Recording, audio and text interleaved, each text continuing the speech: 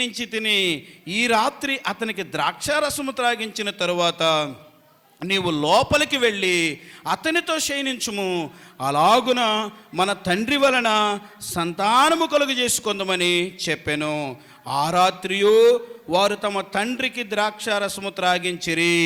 అప్పుడు ఆ చిన్నది లేచి అతనితో శయనించెను. ఆమె ఎప్పుడు శయనించెనో ఎప్పుడు లేచిపోయానో అతనికి తెలియలేదు.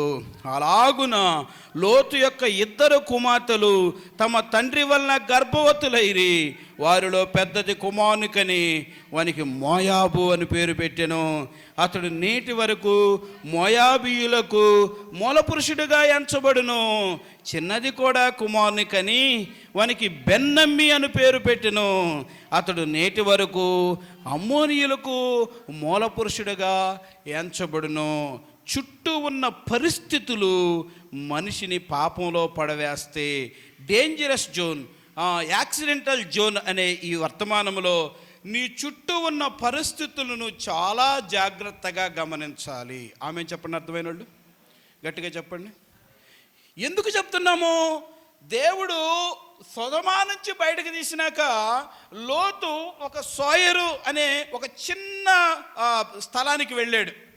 ఆడొక గుహలోకి వెళ్ళిపోయాడు. ఇప్పుడు అక్కడ తండ్రి ఇద్దరు కుమార్తెలు మాత్రమే ఉన్నారు. లోతు నీతిమంతుడు, అందుట్లో బైబిల్ డిక్లేర్ చేసింది. ఈ నీతిమంతుడైన లోతు ఎంత ఘోరమైన చరిత్రలో విమర్శకులకి ఇంత అవకాశం ఎలా ఇచ్చాడు? ఇతని జీవితంలో ఏం జరిగింది, ఎలా జరిగింది, ఈ ఘోరం ఎలా జరిగింది, అతనికి ఎందుకు కామన్ సెన్స్ లేకుండా పోయింది, ఎందుకు ఇంత అవమానకరమైన పని? కారణం ఏంటంటే అతడున్న గుహ. అనండి, చెప్పండి అన్నమాట. గుహ అనండి, గట్టిగా అనాలి. గుహ. వెనకున్న వాళ్ళకి చెప్పండి, గుహ. ఆ గుహలో ఎవ్వరూ లేరు. ఆ గుహలో ఉన్న పరిస్థితులు ఈ కుమార్తెలకు ఒక ప్రేరేపణ ఇచ్చినాయి. ఏమని ప్రేరేపణ ఇచ్చిందంటే, అసలు భూమి మీద మనుషులు లేరా? తగలబడింది ఏంది? సొదొమ గొమొర్రే. అవతల అబ్రహాం లేడా? ఈ బుద్ధి లేని వాళ్ళకి అబ్రహాం దగ్గర నుంచే వచ్చింది. లోతు తన భార్యను తన పిల్లలను తీసుకొని అబ్రహాం దగ్గర నుంచే కదా సొదొమ బాగుందని బయలుదేరి వచ్చింది. భూమి మీద పురుషులు లేడంటే వాళ్ళ కళ్ళకు కనపడలేదు, అందుకు లేడంటున్నారు. వాళ్ళు ఉన్న ప్రాంతంలో ఎవరూ కనపడలేదు, అందుకు లేరంటున్నారు. ఇప్పుడు అంటున్నాడు, కుమార్తెలు అంటున్నారు, అసలు భూమి మీద మనతో ఉండటానికి పురుషుడే లేడు. ఎట్లా మరి మన పరిస్థితులు ఏంటి, మన భవిష్యత్తు ఏంటి? కాబట్టి మనం తప్పు చేద్దాం, మన తండ్రిని తప్పించి తప్పు చేద్దాం. తండ్రికి ద్రాక్షారసం త్రాపించిన మొత్తుతో నింపేశారు. తండ్రికి ద్రాక్షారసం తాగించి పిల్లలు పాపం చేస్తుంటే అతనికి ఏం జరిగిందో కూడా తెలియట్లేదంట. వాళ్ళు ఎప్పుడు వచ్చారో ఎప్పుడు పోయారో కూడా తెలియట్లేదంట.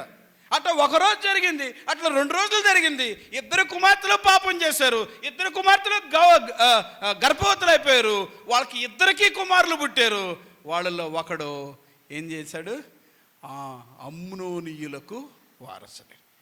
రెండోవాడు మోయాబీయులకు. ఈ భయంకరమైన పాపిష్టి జాతి భూమి మీదకి వచ్చింది. ఎంత దారుణం! సో నేను ఒక మాట చెప్పి ముగిస్తాను. నీ చుట్టూ పరిస్థితులు కొంచెం గమనిస్తున్నావా? నీ చుట్టూ ఉన్న పరిస్థితులు ఎవరు ఆలోచించాలి. ఇటు పక్కన్న వాళ్ళు ఎవరు ఆత్మీయులేనా? ఇటు పక్కనున్న వాళ్ళు ఎవరు ఆత్మీయులేనా? ఇటు పక్కనున్న వాళ్ళు ఎవరు ఆత్మీయులేనా? నా వెనకనే ఉన్న వాళ్ళు ఎవరు ఆత్మీయులేనా? దీన్ని ఏమంటారు? చుట్టూ ఉన్న పరిస్థితి. ఇది గమనించాలి. అయ్యో, వీళ్ళ చూస్తుంటే, వీళ్ళ చరిత్ర చూస్తుంటే, వీళ్ళ కథ చూస్తుంటే వీళ్ళు చాలా మామూలు కాదు అని నీకు అర్థమైందనుకో, జాగ్రత్తగా ఉండాలి. అమ్మో, వీళ్ళ చరిత్ర చూస్తుంటే, వీళ్ళ కథ చూస్తుంటే, వీళ్ళ ప్రవర్తన చూస్తుంటే, వీళ్ళ తెలివితేటలు చూస్తుంటే వీళ్ళు మామూలు కాదు అని అన్నప్పుడు వీళ్ళతో జాగ్రత్తగా ఉండాలి. వీళ్ళు చూస్తే వీళ్ళు వామ్మో, వీళ్ళు గుడిని కాదురా బాబోయ్, గుళ్ళో ఉండదాన్ని కూడా మింగేటట్టుండారు, వీళ్ళతో చాలా జాగ్రత్తగా ఉండాలని వీళ్ళని చూసినప్పుడు ఇంకా జాగ్రత్తగా ఉండాలి.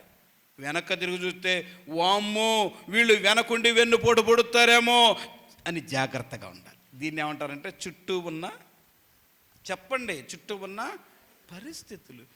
ఓకే, మనం అందరినీ ప్రేమించాలి, అందరికీ సేవ చేయాలి, కానీ నువ్వు మాత్రం అందరిలాగా పడిపోకూడదు.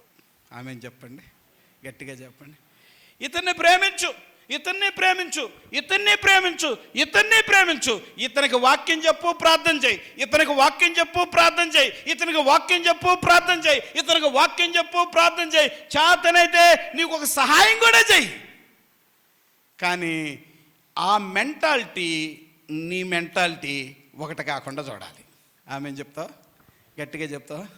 కనుక ఇప్పుడు ఇందు మూలంగా మీకు తెలియజేయండి ఏమనగా, ఎండాకాలం ఖాళీగా ఉంటున్న భక్తులారా, సహజంగా ఇళ్ళకాడ ఎండాకాలం స్త్రీలందరూ ఏం చేస్తారు నీకెందుకంటారా?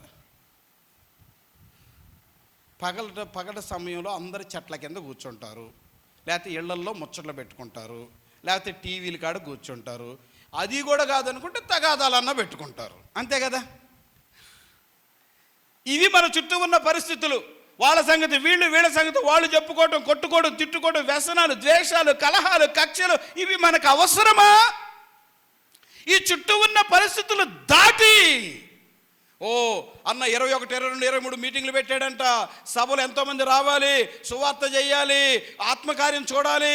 మనం మందిరంలోకి వెళ్దామమ్మా, ప్రార్థనలు చేద్దామమ్మా, లేకపోతే గ్రూప్ ప్రేయర్ చేసుకుందామమ్మా. ఇదిగో వెంకటాపురంలో ఒక గ్రూపు, అరళపాడులో ఒక ప్రేయర్ గ్రూపు, ఇండ్ల చెరువుల్లో ఒక ప్రేయర్ గ్రూపు, దొనకొండలో ఉన్న వాళ్ళు ఒక ప్రేయర్ గ్రూపు, ఎర్రబాయిలో ఉన్న వాళ్ళు ఒక ప్రేయర్ గ్రూపు.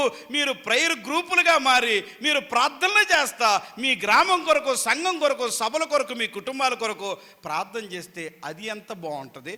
ఆ చుట్టూ పరిస్థితులకి, అంటే ప్రార్థనా పనులు చుట్టూ పెట్టుకునేదానికి, ఆమె చెప్పండి, ప్రార్థనా పనులు చుట్టూ పెట్టుకునేదానికి, పిచ్చి మాటలు చెప్పేవాళ్ళు చుట్టూ పెట్టుకునేదానికి ఎంత తేడా ఉంది. లోతు నీతిమంతుడు, కానీ లోతు పాపం చేశాడు. దావీదు నీతిమంతుడు, దావీదు పాపం చేశాడు. పరిస్థితులు నీతిమంతులను కూడా ఏం చేపిస్తే పాపం చేపిస్తాయి, తప్పులు చేపిస్తాయి. అందుకని జాగ్రత్తగా ఉండాలి. ప్రార్థనలో జాగ్రత్తగా ఉండాలి. ఇవన్నీ చాలా డేంజరస్ జోన్స్, యాక్సిడెంటల్ జోన్స్. చుట్టూ ఉన్న పరిస్థితులు నీ భవిష్యత్తుని పాడు చేయకుండా చూసుకో. చుట్టూ ఉన్న పరిస్థితులు నీ స్పిరిచువాలిటీని చంపకుండా చూసుకో. చుట్టూ ఉన్న పరిస్థితులు నీ విశ్వాసాన్ని నాశనం చేయకుండా చూసుకో. చుట్టూ ఉన్న వ్యక్తులు, చుట్టూకున్న పరిస్థితులు నీకు పాపిష్టి తలంపులు, పాపిష్టి కోరికలు, పాపిష్టి ఆశలు పుట్టకుండా జాగ్రత్త పడాలి. ఏం జరిగిందో, లోతు ఆ గుహలోకి ఎందుకు ఉన్నాడో, ఆ గుహలో తన కుమార్తెలు ఎందుకు గమనించుకోలేకపోయాడో, వాడు ద్రాక్షారసం చెప్పి తాపిస్తుంటే ఎందుకు దాని విషయం క్యాచ్ చేయలేకపోయాడో. నేను లోతును నిందించడం లేదు, లోతు మనకంటే నీతిమంతుడే, కానీ పరిస్థితులు చేయి దాటిపోయినాయి. తర్వాత భయంకరమైన జాతులు ప్రపంచంలోకి వచ్చినాయి. ఈరోజు చెయ్యి దాటిపోయినాక ఏడుస్తావా? చుట్టూ ఉన్న పరిస్థితులు నిన్ను సర్వనాశనం చేసి నీ చెయ్యి దాటిపోయినాక నువ్వు ఏడిస్తే ఏం లాభం? ఇంత వర్తమానం అందినాక, ప్రభువా నా పరిస్థితి, ఈ పరిస్థితి ఒకే రకంగా ఉంది, నా చుట్టూ ఉన్న పరిస్థితులు సరిగా లేవు, నన్ను బలపరచలేదు, నన్ను పరిశుద్ధులుగా చేయలేదు, నా దర్శనం పోయింది, నా ఆత్మీయత పోయింది, నా భారం పోయింది, నా తపన పోయింది అని ఇప్పుడు నువ్వు కనుక ప్రార్థన చేసుకుంటే నీ జీవితాన్ని దేవుడు మరలా లేపుతాడు. గట్టిగా చప్పట్లు కొట్టి దేవుని మరలా లేపుతాడు. సో నా ఆత్మీయ బిడ్డలను కాపాడుకునే బాధ్యత నాపై ఉంది కనుక మీకు ఎంత వివరంగా చెప్పగలమో అంత వివరంగా చెప్పాం. అయినా నువ్వు దీన్ని మిస్యూజ్ చేస్తే నువ్వే జవాబుదారివి, నువ్వే లెక్క చెప్పుకోవాల్సి వస్తుంది, నీ జీవితానికి నువ్వే లెక్క చెప్పుకోవాల్సి వస్తుంది. కనుక మన పాపములు ఎంత గొప్ప భక్తులైనా పాపంలో పడవేస్తే 4 కారణాలు చెప్పాను. మొదటి కారణం ఏంటి చెప్పండి? మొదటి కారణం ఏంటి? ఒంటరితనము. రెండవ కారణం ఏంటి? నాకేం పెట్టలేదు. రెండవ కారణం ఏంటి?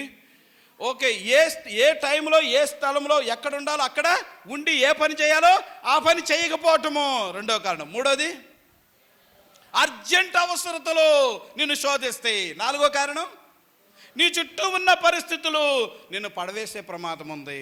జాగ్రత్త సుమ. నువ్వు ఊరు విడిచిపెట్టి వెళ్ళిపోతున్నావు.